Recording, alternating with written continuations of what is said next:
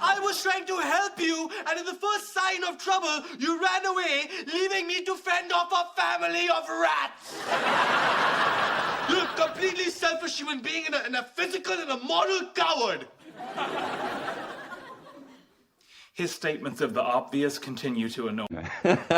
I got cut off by your machine. I'm not sure where I left off there, but I'll attempt to be brief as I... List?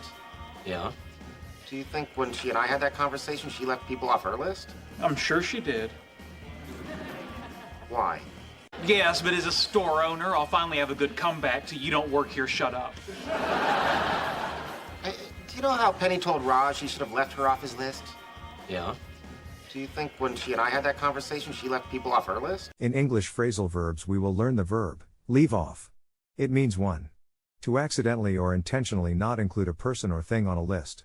Examples: Sonia was left off the email chain because the matter didn't concern her. How many people did you leave off the guest list? 2.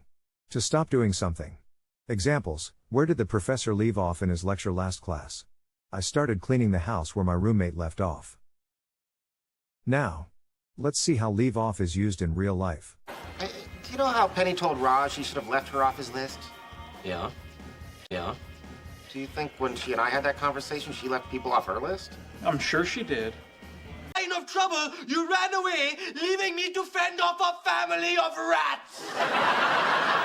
You're a completely selfish human being and a physical and a moral coward. Well, I would never leave you off my list. And not just because without you, we're playing fast and loose with the word list.